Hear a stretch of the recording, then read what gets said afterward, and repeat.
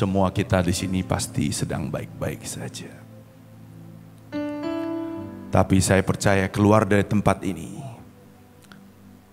saya pengen saudara berkata bahwa saya tidak sedang baik-baik saja. Tapi ada sesuatu yang hari-hari ini Tuhan bukakan untuk saya. Ya. Dan ini sesuatu yang saya nanti-nantikan. Bahkan menjawab banyak sekali pertanyaan-pertanyaan yang menurut saya hanya Roh Kudus sajalah yang bisa membukakan ini. Sehingga saya pada akhirnya bisa mengerti dan bisa share ini sebuah kebenaran yang saya yakin apabila kita mengerti, mungkin hidup kita akan benar-benar berubah. Nah, saya mau membawa satu topik yang sebenarnya saya ambil dari buku seorang pendeta besar bernama Rick Joyner. Ya. There are two trees in the garden. Ya. Ini menceritakan tentang pengertian yang dia dapatkan tentang yang namanya Taman Eden. Di Taman Eden itu ada 2 pohon. Ada pohon pengetahuan tentang yang baik dan jahat, dan ada juga pohon kehidupan. Bagi saudara yang sudah Kristen dan masih membaca Alkitab, saya rasa ini bukan cerita yang asing buat kalian.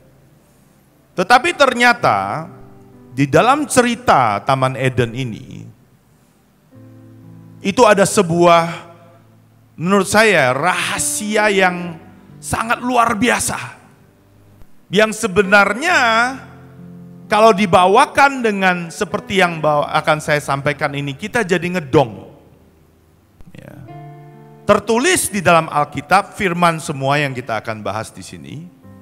Tetapi kalau kita tidak paham apa yang sesungguhnya sedang terjadi di dalam diri kita ini, di dalam hati kita ini, dan bagaimana si setan sejak pada saat dia berhasil membuat namanya Hawa memakan buah itu, ada sebuah konsekuensi dosa dan sebuah kutuk yang mohon maaf sampai sekarang pun, detik ini pun sedang dan masih bekerja di dalam kita semua. Wow, a very provocative statement. Ya. Anda tidak percaya? Mari kita masuk ke dalam ceritanya dulu, yaitu di Kejadian 2 ayat 8 sampai 9. Selanjutnya Tuhan Allah membuat taman di Eden di sebelah timur. Disitulah ditempatkannya manusia yang dibentuknya itu.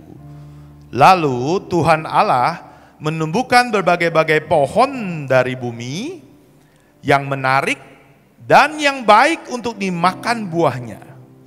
Dan pohon kehidupan di tengah-tengah taman itu, serta pohon pengetahuan tentang yang baik dan yang jahat. Nah, di ayat 15, di Kejadian 2 ayat 15, Tuhan Allah mengambil manusia itu dan menempatkannya dalam Taman Eden untuk mengusahakan dan memelihara taman itu. Di sini perintah Tuhan itu sangat jelas, ya. Bahwa manusia kemudian diciptakan dan kemudian dikirim ke bumi untuk apa, saudara-saudara? Untuk mengusahakan dan memelihara taman itu. Nah, kemudian apa yang terjadi? Lalu Tuhan Allah di ayat 16 memberi perintah kepada manusia, semua pohon dalam taman ini boleh kau makan buahnya dengan bebas. Tetapi pohon pengetahuan tentang yang baik dan yang jahat itu janganlah kau makan buahnya, sebab pada hari engkau memakannya pastilah engkau mati. Ya. Di sini banyak yang suka membaca, tapi menurut saya banyak yang sedikit menyalahartikan. di sini Tuhan itu bukan mengkutuk manusia supaya mati ya saudara-saudara. Enggak loh. Ya. Kita harus memahami bahwa setan itu tidak mencobai Hawa dengan buah pohon pengetahuan hanya karena larangan Tuhan untuk memakannya. Tapi setan menggodanya dengan itu karena sumber kekuatan daripada setan itu ada di pohon ini. Ada di buahnya. Ya, jadi buahnya itu karena Tuhan tahu ini adalah racun. Maka Tuhan berkata, jangan kau makan ini. Perintah yang sangat sederhana dan sangat-sangat jelas. Tuhan tidak memberikan larangan itu untuk menguji Adam dan Hawa. Ya, di garis bawahi, bukan untuk ujian. Tetapi Tuhan melakukannya karena dia tahu bahwa pohon itu adalah racun.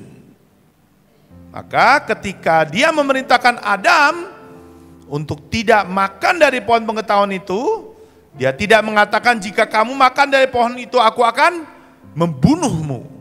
Tetapi pada hari kamu makannya maka kamu pasti akan mati. Ini sesuatu yang menurut saya harus digaris bawahi dulu.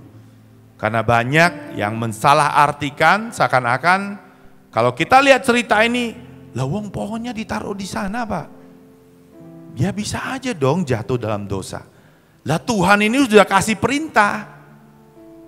Akan tetapi Tuhan juga menciptakan kita dengan kehendak bebas. Inilah pokok permasalahannya. Untuk apa sih Tuhan menciptakan kita dengan kehendak bebas? Karena kalau tanpa sebuah kehendak bebas, maka sebenarnya kita ini tidak akan mampu memuji dan menyembah. Ya, saya ulangin ya. Tanpa kehendak bebas, kita ini hanya robot. Kita tidak bisa memuji dan menyembah Tuhan. Jadi kita diciptakan dengan kehendak bebas. Supaya kita bisa menyembah dan memuji Bapa. Ini adalah kelemahan yang dipakai oleh iblis. Inilah kelemahannya. Tetapi Tuhan sudah berkata, lu makan, lu mati. Oke ya. Nah, saya mau kita semua mengerti sebuah arti yang sebenarnya daripada yang namanya pohon pengetahuan ini. Pohon pengetahuan yang baik dan jahat ini sebenarnya adalah sebuah lambang daripada hukum Taurat. Kok pohon ini kok dibilang hukum Taurat? Ya, mari kita lihat saudara-saudara. 1 Korintus 15 ayat 56. Sengat maut ialah dosa dan kuasa dosa ialah hukum Taurat. Ternyata kuasa dosa itu adalah hukum Taurat. Lalu dosa itu dari mana? Dari pohon pengetahuan tentang yang baik dan jahat. Itu asal muasal dosa. Sedangkan ayat ini berkata, sengat maut ialah dosa dan kuasa dosa ialah hukum Taurat. Pohon pengetahuan baik dan jahat secara metaforis mewakili hukum Taurat. Hukum Taurat yang diberikan oleh Tuhan melalui Musa, serta apa yang kita sebut sebagai legalisme. Ini karena melalui hukum Taurat, kita memperoleh pengetahuan tentang yang baik dan yang jahat. Jadi sebelum adanya hukum Taurat, saudara-saudara, tidak bisa dibedakan mana yang benar dan yang salah. yang baik dan yang jahat. Tapi kemudian pertanyaannya, setelah diberikan hukum Taurat, kok malah jadi dosa? Saya mau kutip sebuah ayat Matius 19 ayat 16 sampai 23. Ini tentang seseorang Farisi ahli Taurat, ya, yang merasa apa, saudara-saudara? Ada yang ingat ceritanya? Merasa bahwa dia sudah melakukan semuanya. Betul ya? Benar ya saudara-saudara ya? Dia sudah mentaati semua hukum Taurat, seluruh pasal, dari yang 10 sampai ke sekian ratus itu. Tidak ada satu pun yang dia tidak bisa tidak penuhi. Semua sudah terpenuhi. Dikatakan di sini ada seorang datang kepada Yesus. Dan dia berkata, "Guru." Nah, dia menganggap Yesus ini guru. Ya. Saya besarkan di sini. Perbuatan baik apakah yang harus kuperbuat untuk memperoleh hidup yang kekal? Wow. Dia berkata, mana perbuatan baik apalagi, sebab aku sudah melakukan semuanya. Saya yakin di sini tidak ada yang sanggup, tapi orang ini berkata, saya sudah melakukan semuanya. Jawab Yesus, apakah sebabnya engkau bertanya kepadaku tentang apa yang baik? Tuhan adalah Tuhan yang menyelidiki hati. Orang ini tanya kepada Yesus, apa lagi? Betul? Maka Tuhan bilang, sebenarnya apa sih sebabnya engkau tanya kepadaku? Oh, karena engkau kira engkau sudah baik ya? Betul? Lalu dijawab oleh Tuhan, hanya satu yang baik. Saya mau menggarisbawahi di sini. Kenapa Tuhan jawab hanya satu yang baik? Kenapa? Kenapa Tuhan jawabnya begitu? Aneh kan? Orang tanyanya apa? Perbuatan baik yang mana? Padahal dikatakan kan hukum Taurat. Betul ya? Ada sekian ratus pasal yang harus dipenuhi. Dan itu semua Tuhan Yesus hafal. Tapi kemudian Tuhan Yesus jawab apa? Hanya satu yang baik. Dan di next slide-nya dikatakan, Matius 19 ayat 16-23, karena Tuhan tahu apa kelemahan hati kita. Maka Tuhan bilang, jikalau engkau hendak sempurna. Wow. Kalau engkau mau sempurna apa? Tinggalkan semuanya. Dan ikutlah aku. Mungkin gak orang ini melakukannya? Dia panggil Yesus aja guru. Betul? Dia tidak menganggap Yesus itu Tuhan. Bagaimana mungkin dia bisa melakukannya? Tetapi yang aneh bin ajaib, mengapa Yesus berkata hanya satu yang baik? Hukum Taurat itu fungsinya adalah menguatkan atau mengempower yang namanya dosa, bukan hanya karena kita membangkitkan yang jahat di dalam kita, tetapi karena caranya untuk melawan yang jahat adalah suatu bentuk kebaikan yang sebenarnya adalah kebenaran diri sendiri. Bukan kebenaran yang disediakan oleh Tuhan melalui anaknya, yaitu pohon kehidupan yang merupakan lambang dari Yesus Kristus itu sendiri. Pengetahuan yang diperoleh melalui hukum Taurat ini hanya akan mendorong kita kepada corruption atau self-righteousness. Keduanya membawa kita kepada dosa dan upah dosa adalah maut. Why there is good from the tree of knowledge of good and evil. Ya. Tadi Tuhan berkata hanya satu yang baik. Kita tahu ada pohon pengetahuan tentang yang baik dan jahat. Saya percaya ini adalah pohon iblis itu sendiri. Tetapi pertanyaannya, kenapa di pohon itu juga dikatakan ada yang baik? Saya ulangi ya. Kalau memang ini pohonnya iblis, akar dan buahnya adalah dosa. Lalu kenapa di sini ada satu kata, yaitu baik? Sudah paham saudara-saudara?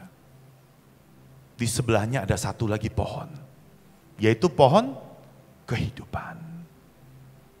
Dan Yesus berkata, hanya ada satu yang baik. Pohon mana dong yang baik? Aneh ya?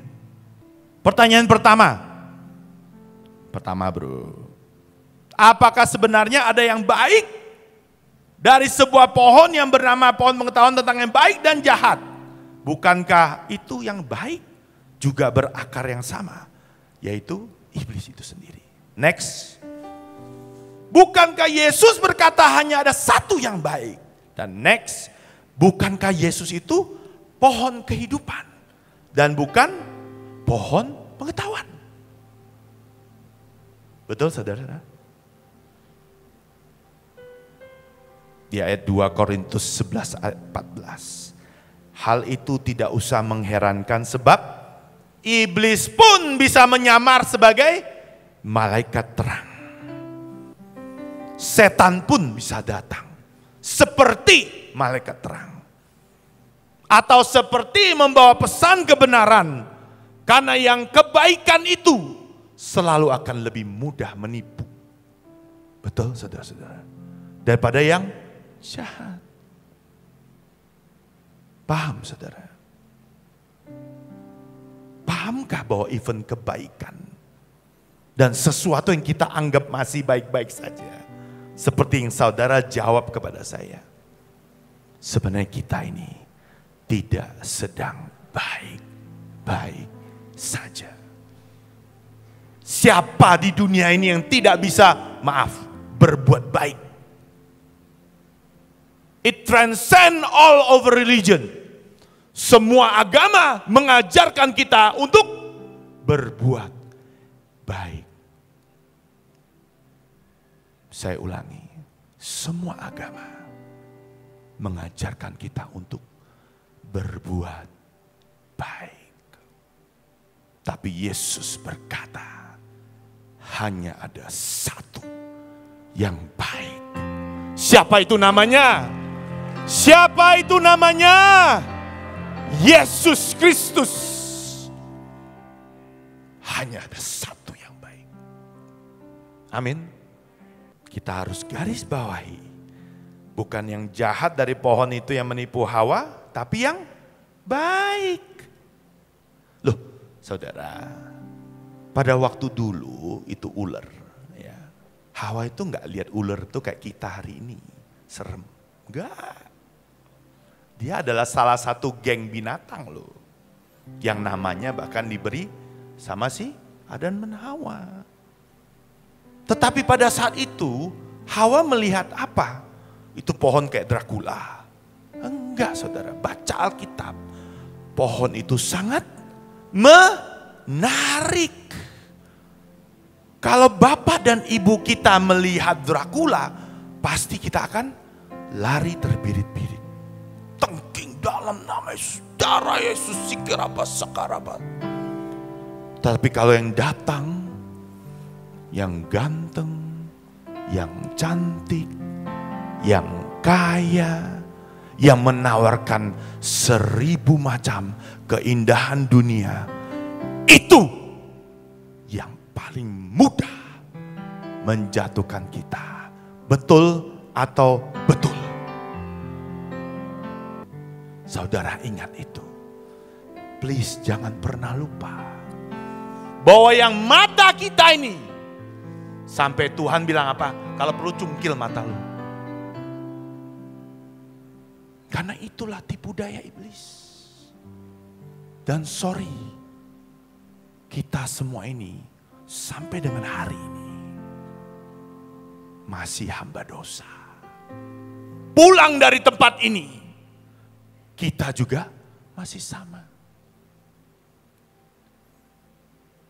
Tetapi setelah ini, saya mau menyampaikan sebuah kabar gembira, kabar baik, solusi untuk kita selalu hidup di dalam kebenaran. Bukan dalam yang baik. Apalagi baik-baik saja. Amin, saudara-saudara. Saudara pengen tahu rahasianya apa? Sudah ada di kalian. Nanti ya kita buka pelan-pelan. Saya mau menampilkan seseorang yang ada di depan kita. Wes. Ya, yang kita kenal dengan nama Adolf Hitler. Saya yakin pada saat saudara-saudari di depan ini melihat, saya yakin yang kita lihat dan kita tahu adalah orang baik. Oh bukannya, orang jahat. Betul ya? Tetapi perlu kita ketahui sesuatu sejarah sebelum kita mencap orang ini adalah orang jahat. Sejarah berkata, ini sejarah, bukan kata Pak Jimmy, bukan.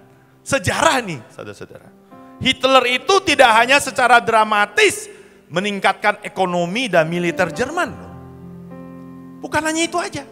Dia ngapain toh? Menghapus korupsi. Menghapus pornografi. Dan semua yang namanya orang-orang gerandalan di jalanan. Ingat saudara, Hitler ini adalah produk daripada hasil setelah Perang Dunia Pertama. Di Perang Dunia Pertama, Jerman tuh kalah, betul? Yang baca sejarah. Oh ya. Orang kalau kalah, biasanya akan disuruh bayar. Jerman itu kalah perang dan disuruh untuk mengganti rugi semua kerugian daripada negara-negara yang dia perangin. Apa yang terjadi? Bokeh. Kacau balau. Wah, Jerman tuh inflasinya gila-gilaan. Mata uangnya tidak ada artinya. Otomatis apa yang terjadi? Hancur lebur. Hitler ini datang. Dan apa yang dilakukan? Saking luar biasanya. Ini saya mau garis bawahi ya. Sedemikian rupa di negara itu sehingga apa? Beberapa pemimpin gereja mulai bertanya-tanya. Apakah ini yang namanya masa 1000 tahun? Serius. Saking luar biasanya Hitler ini, musuh bebuyutannya yang bernama Winston Churchill. Ada yang tahu nih siapa? Perdana Menteri Inggris. Ini musuh bebuyutannya Mr. Adolf Hitler. Musuh. Ya, saya garis bawah ya, ini musuhnya. Dia bilang apa tau gak? Kalau Hitler itu meninggal di tahun 1939, dia akan dianggap sebagai pemimpin terbesar di dalam sejarah dunia. Seseorang yang bisa memutarbalikkan sebuah negara sampah menjadi sebuah negara adidaya pada saat itu. Itu dia kurang dikit. Kurang dikit lagi. Kalau bukan karena Rusia, dunia ini habis. Akan dia kuasai. Gak bisa dilawan guys. Karena pasukannya itu ada rahasianya tuh. Dikasih obat. Sehingga mereka itu kuat terus. Jadi nama inek itu sudah ada sejak dari zaman dahulu kala. Dicekokin terus. Gimana kita bisa lawan pasukan manusia yang semuanya ngedrugs. Tapi itu kekuatannya. Nah, Adolf Hitler sedang salaman dengan siapa? Para pendeta. Mungkin di sini orang bilang, oh mungkin karena itu yang sebelah Pak. Pendeta Julius Leitzer mengajarkan bahwa Kristus telah datang kepada kita melalui Adolf Hitler. Apa enggak luar biasa? Adolf Hitler guys. Seseorang yang ternyata tadinya baik. Baik atau terlihat baik? Baik atau sebenarnya cuma selimutnya aja? Atau ternyata dulu mungkin jangan-jangan dia memang orang baik. Tetapi pada akhirnya itu bisa menjadi sedemikian jahat. Itulah manusia. Kebaikan yang ada di dalam diri manusia, diri kita. Coba lihat kiri dan kanan. Nah, itu manusia. Kebaikan yang ada di dalam diri kita ini, termasuk saya yang di depan ini, tidak akan pernah bisa menebusnya dari kejahatan yang ada di dalam dirinya. Saya mau ulangi sekali lagi. Kalau kita merasa bahwa ada yang baik di dalam diri kita, kita baik-baik saja, kita sehat-sehat saja, maka selesai sampai di situ. Jika kita kembali kepada prinsip dunia, bahwa kita bisa self-fix, bahwa diri kita ada sesuatu yang baik, udah kita oke-oke aja kok, kita nggak bunuh orang. Bahkan ada yang berkata, saya sudah melakukan sekian ratus pasal yang ada di hukum Taurat. Bukankah itu sudah baik-baik saja? Tetapi yang saya mau garis bawahi sekali lagi, yang engkau anggap baik itu toh masih dari pohon yang sama. Dan racunnya tetap akan menghasilkan yang namanya kematian. Sistem ini yang tampak begitu baik bagi orang Kristen Jerman, mengejutkan dunia dengan perbuatan jahatnya, karena sifatnya sebenarnya tidak pernah berubah. Jadi kebaikan kita biasanya pasti ada motivasinya. Benar saudara-saudara? Kita memberi sesuatu, pasti ada maunya. Benar saudara-saudara? Ini saya lagi ngomongin diri saya sendiri dong. Bahkan yang kita pikir, oh saya memberi sesuatu. Untuk apa? Supaya saya punya rumah di surga.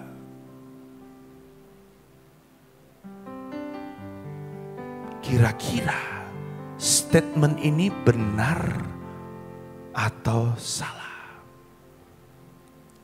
Saya memberi sesuatu supaya saya punya rumah di surga. Sejak kapan? Karena kebaikan kita, karena duit kita. Bahkan Tuhan pun berkata, enyahlah engkau yang berbuat kejahatan. Saya mau tanya ya, mengusir iblis, membebaskan para tawanan-tawanan itu, ya, itu baik atau jahat sih? Ada yang masih ingat ayatnya? Mengusir setan, bernubuat, itu baik atau tidak? Lalu kenapa Tuhan bilang, enyah engkau yang berbuat kejahatan?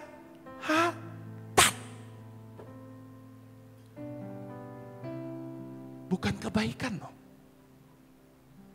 Aku tidak mengenal. Waduh.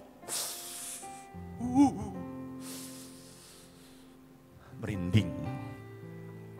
Berbuat baik kan? Bernubuat. Mengusir setan. Loh, ternyata itu perbuatan jahat ya? Bukan. Bukan gitu ya. Motivasi hatinya. Motivasi hatinya.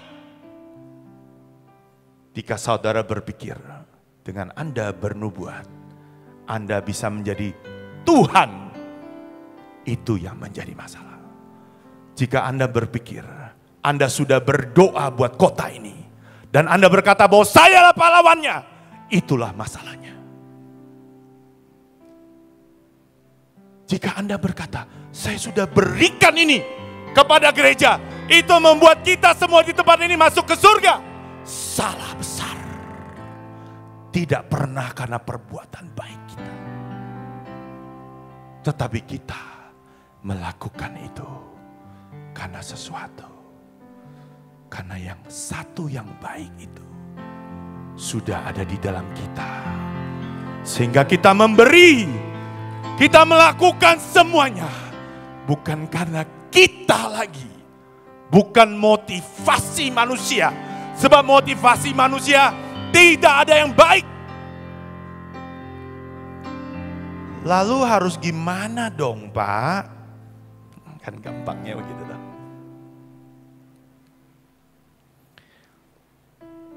Kasih ini dulu biar slow ya. Kebaikan dalam diri manusia hanyalah wajah lain dari kejahatan di dalam diri manusia.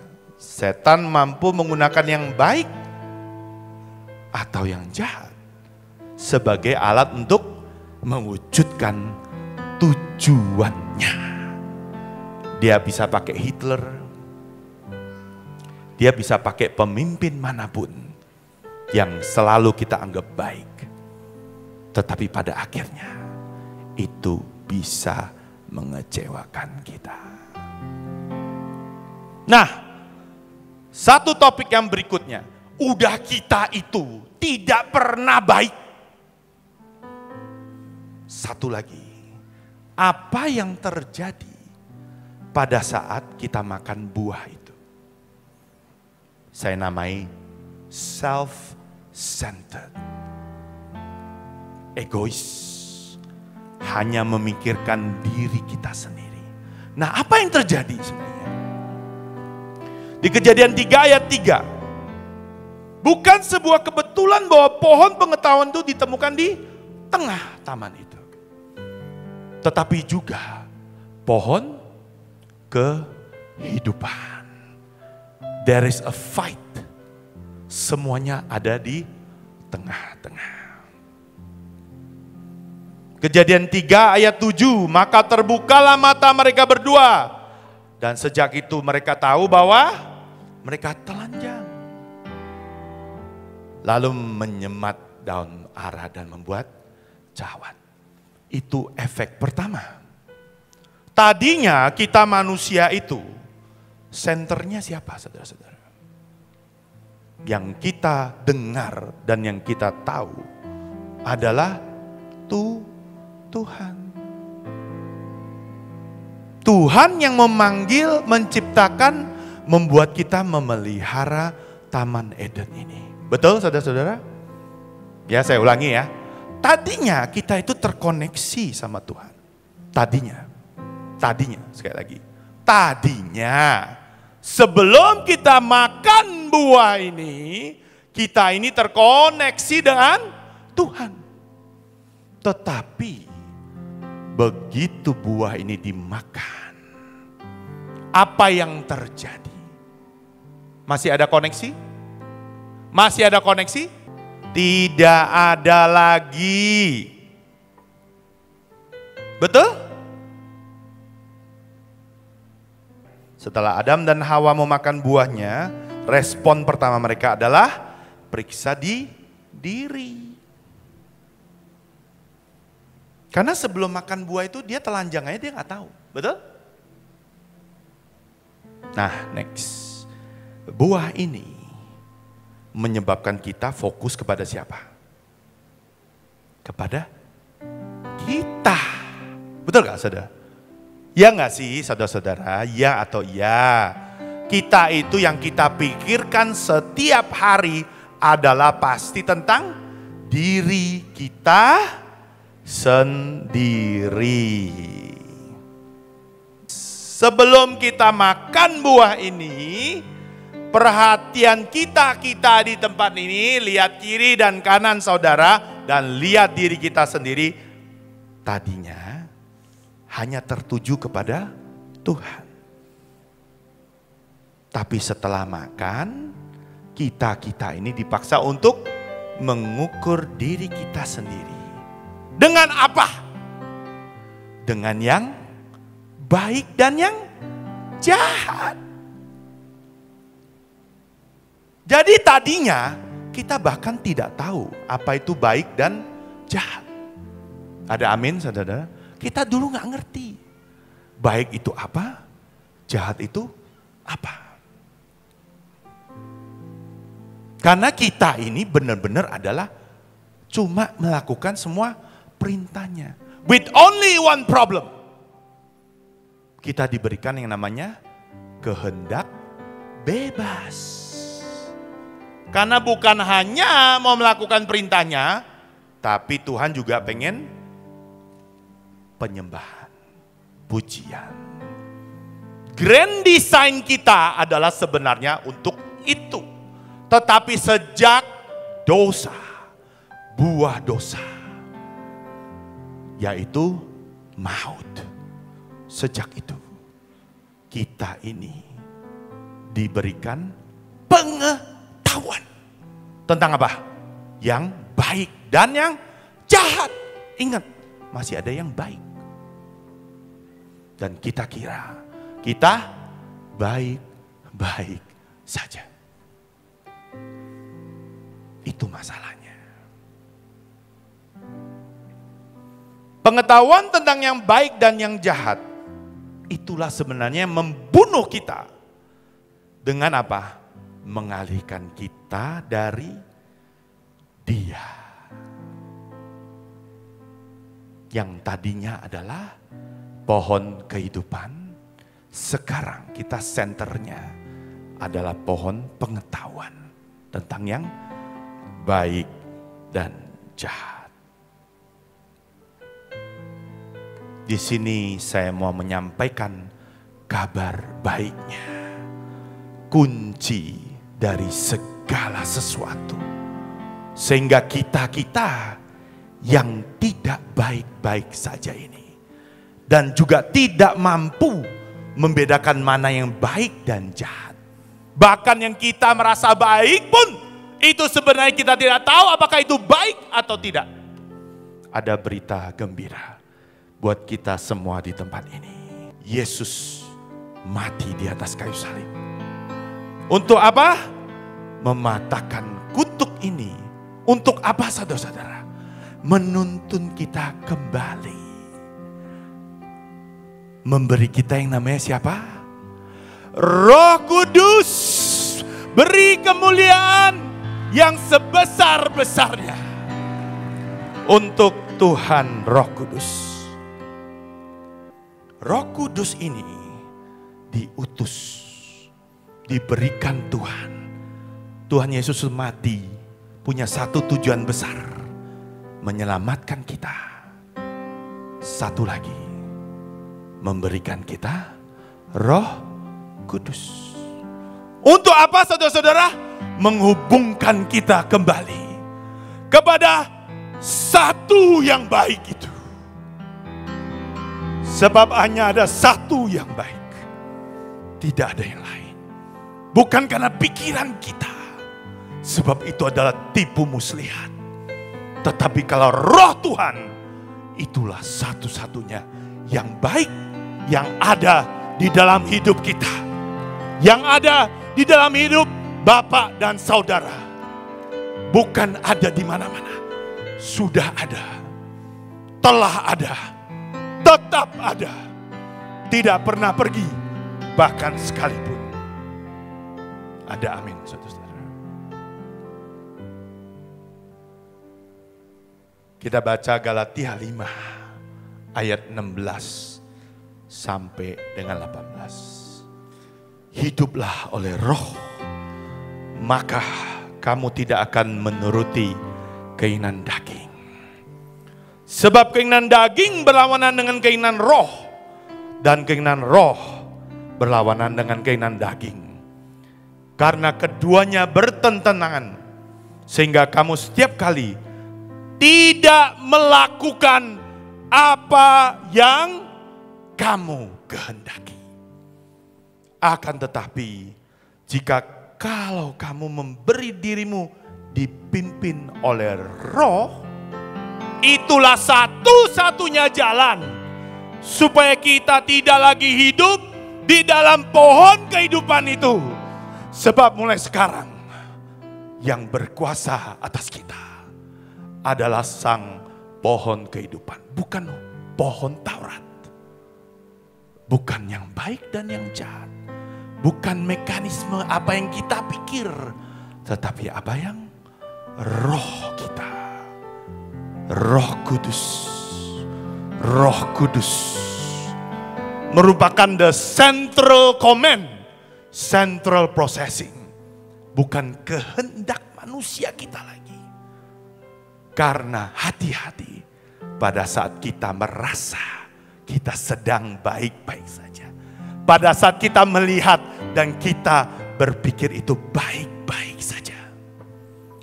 Di sanalah dimulai jebakan iblis.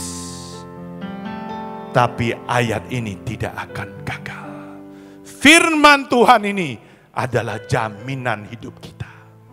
Ada amin, saudara-saudara. Hiduplah oleh Roh. Hiduplah oleh Roh. Inilah kabar baik. Kabar baik buat kita semua. Kita tidak sedang baik-baik saja. Kita sakit. Kita masih hamba dosa. Yesus sudah memberikan kita bukan hanya obat buat kita-kita yang sakit, tetapi jalan untuk kembali kepadanya. Jalan untuk kembali kepadanya. Lalu apakah pertempuran kita sudah selesai? Sudah selesai? Belum. Setiap hari bangun pagi, saya mau kita ingat bahwa kita tidak sedang baik-baik saja. Dan kita butuh Roh Kudus lebih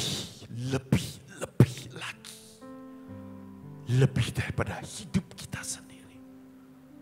Lebih daripada melihat semua masalah yang ada di depan kita. Sebab tanpa Roh Kudus, we will come back to become the slave of sin.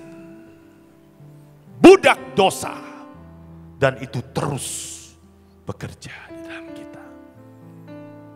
Saya mau tutup dengan saya membaca berita baik di ayat-ayat berikutnya.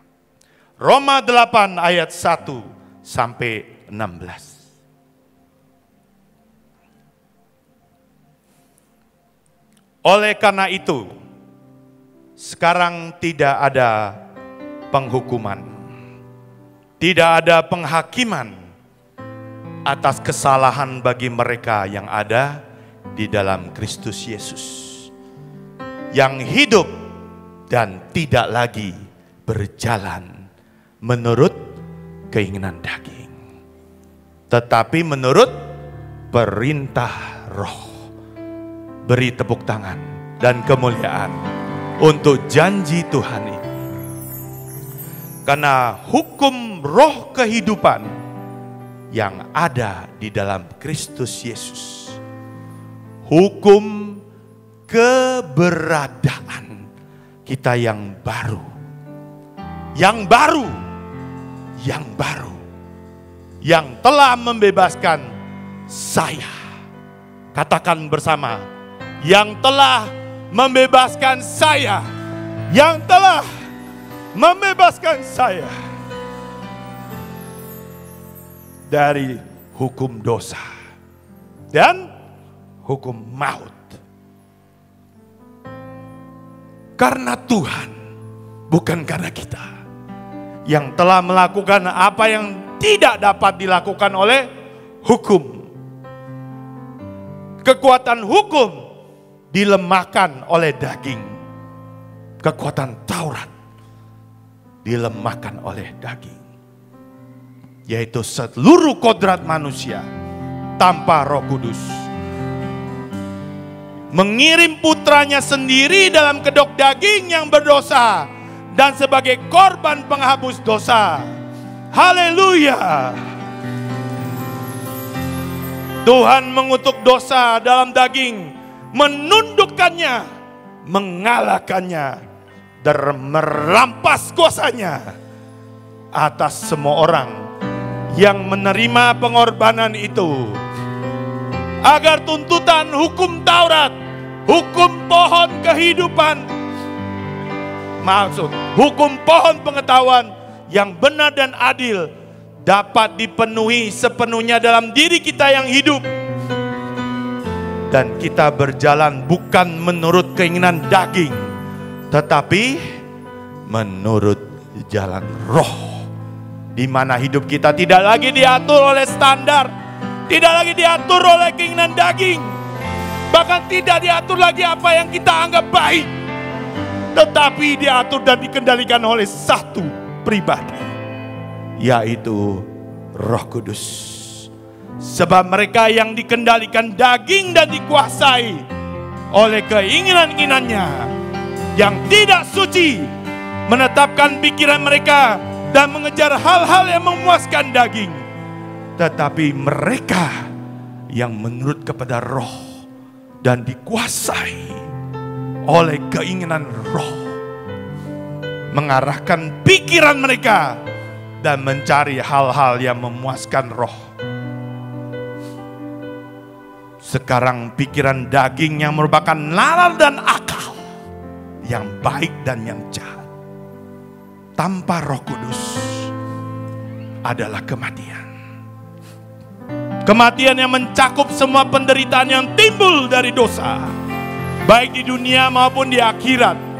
Tetapi pikiran Roh Kudus adalah kehidupan dan kedamaian, jiwa baik sekarang dan untuk selama-lamanya.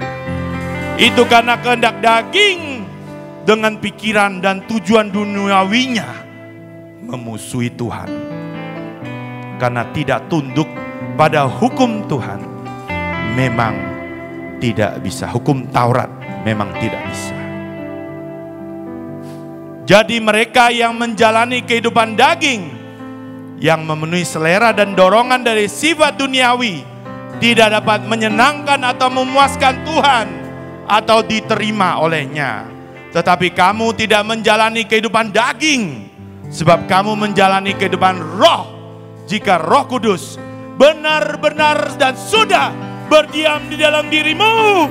Beri tepuk tangan untuk Tuhan yang telah dan akan dan terus apa? Mengarahkan dan mengendalikanmu. Tetapi jika seorang tidak memiliki Roh Kudus, ia bukan miliknya. Ia bukan milik Kristus, bukan benar-benar anak Allah. Tetapi jika Kristus hidup di dalammu, meskipun tubuh alamiamu mati karena dosa dan rasa bersalah, Roh itu yang hidup karena kebenaran yang Dia pertanggungkan kepadamu. Dan jika Roh Dia yang membangkitkan Yesus dari orang mati diam di dalam kamu, maka Dia yang membangkitkan Kristus Yesus dari antara orang mati itu juga yang akan menghidupkan kembali tubuhmu. Tubuhmu yang fana itu, yang sebenarnya hanya berumur pendek, yang dapat binasa. Tetapi lewat Roh-Nya kita tidak akan pernah binasa. Jadi saudara-saudara, kita berhutang tetapi tidak kepada daging. Kita tidak berkewajiban kepada sifat duniawi kita untuk hidup menjalani kehidupan yang diatur oleh standar dan lagi ditetapkan oleh perintah daging. Karena jika kamu hidup menuruti keinginan daging, kamu pasti akan mati. Tetapi jikalau kamu hidup melalui kuasa Roh Kudus, kamu senantiasa akan mematikan, akan memadamkan, akan melemahkan semua perbuatan jahat yang tadinya didorong oleh tubuh. Dan kamu akan benar-benar dan sungguh akan hidup selama-lamanya. Karena semua orang yang dipimpin oleh Roh Kudus adalah anak-anak Allah. Karena roh yang sekarang telah kamu terima bukanlah roh perbudakan untuk menempatkanmu sekali lagi dalam perbudakan ketakutan. Tetapi kamu telah menerima roh adopsi, roh yang menghasilkan apa saudara? Status anak di dalam kebahagiaan di mana kita berseru. Dan roh itu sendiri yang akan bersaksi dengan siapa? Buat siapa? Meyakinkan kita bahwa kita adalah anak Allah. Demikian firman Tuhan. Amin. Amin.